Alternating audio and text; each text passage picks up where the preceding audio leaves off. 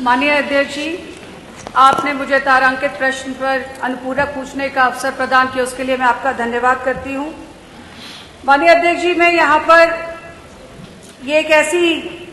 भारत की आयुष्मान भारत प्रधानमंत्री जन आरोग्य योजना एक बड़ी महत्वपूर्ण योजना है। मैं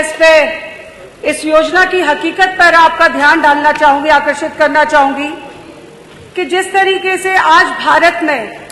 लगभग 17% ऐसे परिवार जो 17% परिवार अपने घरेलू बजट से 1/10 भाग जो है वो स्वास्थ्य सेवाओं के लिए उस पर वित्तीय तरीके से खर्च करता है और एक कहीं ना कहीं वो जो है धकेल दिया जाता है एक कर्ज के तले, एक बोझ के तले। जिस तरीके से ग्रामीण तथा शहरी क्षेत्रों में भी 19 से 24% तक 19 से 24% से अधिक परिवार अपने स्वास्थ्य वित्तीय योजनाओं के लिए, अपने स्वास्थ्य के वित्तीय खर्च के लिए कर्ज में डूबा हुआ है। जहां इस योजना का एक आशय था कि एक ऐसे परिवारों को जो गरीब तबका जो कहीं ना कहीं स्वास्थ्य ले नहीं पाता, स्वास्थ्य सुविधाओं को प्राप्त नहीं कर पाता पैसे के अभाव में, ऐसे गरीब परिवारों को स्वास्थ्य सुविधा देना था। लेकिन इस योजना का लाभ उनको पूर्णता से कहीं ना कहीं मिल नहीं रहा है और ये इसका खूब प्रचार प्रसार प्रदेश सरकार के द्वारा भी किया गया। और अभी हमारे माननीय मंत्री जी ने भी, जब हमारी एक विधायिका जी ने प्रश्न पूछा तो उन्होंने अपने बहुत तेजी से कहा कि उत्तर प्रदेश एक ऐसा राज्य बन गया जो सबसे ज्यादा प्रधानमंत्री आयुष्मान योजना के जन योजना के कार्डों को बनाने वाला राज्य है और उन्होंने अपनी बड़ी तेजी से पीठ थपथपाने का काम किया। पर यहाँ पर मुझे अफसोस के साथ कहना पड़ता है कि हमारे माननीय मुख्यमंत्री जी जो है हमारे माननीय मुख्यमंत्री जी यहाँ बैठे हुए हैं और जनपद गोरखपुर की मैं बात करूं तो अभी हाल ही फिलहाल में जनपद गोरखपुर में एक ऐसा परिवार जहां 5 सदस्य उसके जो है उनकी मृत्यु हो जाती है और उसमें वहां पर उसको किसी प्रकार की योजना का लाभ नहीं मिला, उसका कार्ड नहीं बनवाया गया। उसी तरीके से नेशनल हॉस्पिटल गोरखपुर में एक शैलेश पटेल जी हैं, उनके द्वारा जब उस कार्ड का उपयोग किया जाता है तो उसके इलाज को बीच में रोककर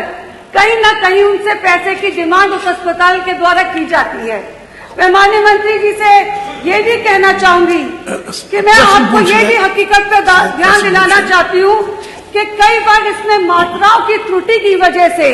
लोगों के कार्ड नहीं बन पाए और जब लोगों के कार्ड नहीं बन पाए तो किस तरीके से उत्तर प्रदेश पूरी तरीके से ये बात कहता है कि आपके द्वारा जो है सबसे ज्यादा कार्ड धारक है, लेकिन उनको सुविधा पाने में कहीं ना कहीं अपने आप में रह जाते हैं। क्या किसी निश्चित सीमा तक व्याकरण या लिपिक त्रुटि के कारण कार्ड से वंचित लोगों का कार्ड दिलाने का सरकार सुनिश्चित सीमा तक करने का काम करेगी? मेरा दूसरा प्रश्न इसमें यही है माननीय मंत्री जी से कि जिस तरीके से मैं पूछना चाहूंगी कि बहुत से ऐसे मृतक जो लोग मृत्यु हो चुकी है जिनकी उनको भी इसका लाभ अभी तक मिल रहा था, उस पर कहीं कोई उन लाभार्थियों के उस भुगतान के फर्जीवाड़ों को रोकने के लिए क्या सरकार के द्वारा कोई एक उपाय जो है, कौन कौन से उपाय सरकार ने किए हैं? मेरा तीसरा प्रश्न इससे संबंधित ये है कि कहीं ना कहीं एक समस्या आती है कि जब एक इलाज के लिए कोई कार्ड धारक कहीं प्राइवेट अस्पतालों तक जाता है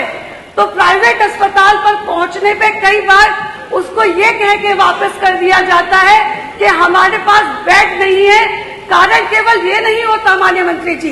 कारण ये भी होता है कि कई जगह ऐसे प्राइवेट अस्पतालों के कहीं 10 करोड़ कहीं 15 करोड़ का भुगतान सरकार द्वारा नहीं मिल पाने से जी प्रश्न पूछ ले, अपना तीसरा अनुपूरक पूछ ले, उत्तर आने दे। वो लोग जो है कहीं ना बस अध्यक्ष जी खत्म, धन्यवाद। वो केवल वहाँ पर ऐसे लोगों को जो है उनको वापस भेज दिया जाता है, कहीं ना कहीं वो अस्पताल इस वजह से भेजते हैं कि उनका भुगतान नहीं होता। क्या आपके द्वारा यहाँ केंद्र सरकार को प्रस्ताव भेजा जाएगा जिससे कि ऐसे अस्पतालों का एक सुनिश्चित सीमा तक भुगतान हो सके और जिसकी वजह से कहीं कोई आयुष्मान कार्ड धारक जो है अपने इलाज को बीच में ही उसको छोड़ने का काम ना हो। और मैं माननीय मंत्री जी से केवल एक आखिरी में ये प्रश्न करना चाहूंगी, क्या माननीय मंत्री जी ऐसे प्राइवेट अस्पतालों में जहां पर जिस व्यक्ति का इलाज आयुष्मान कार्ड धारक का चल रहा होता है और उसे इसमें किसी टेक्निकल कमी के कारण रोकने के लिए कर दिया जाता है और उसे बाहर का रास्ता दिखा दिया जाता है कि ऐसे प्राइवेट अस्पतालों पर सरकार कोई ठोस कार्रवाई करेगी।